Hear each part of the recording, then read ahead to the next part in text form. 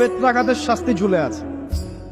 সূরা নূরের 1 থেকে 3 নম্বর আয়াত পড়ে দেখবে, অবিবাহিত যুবক যুবতী যদি জেনা করে তাদের শাস্তি হচ্ছে 100 বেত্রাঘাত, তাও জনসমক্ষে, এবং এক বছরের জন্য নির্বাসন।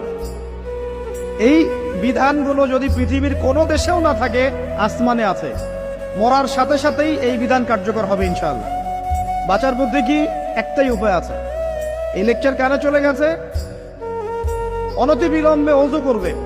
ওযু করে খালেস ভাবে রাতের শেষ রাতে জায়নামাজ বিছাবে। জায়নামাজ বিছিয়ে আল্লাহর সামনে দাঁড়িয়ে 2 রাকাত নামাজ পড়বে।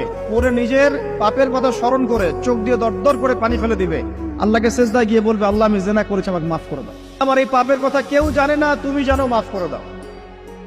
এই মাফ নেওয়ার পরে আবার ওই যার সাথে করেছেন ওর সাথে আবার লিঙ্ক আপ করার চেষ্টা করেন না। আসো আমরা জেনা করেছিলাম, আসো বিয়ে করে নেই, এটা সলিউশন না।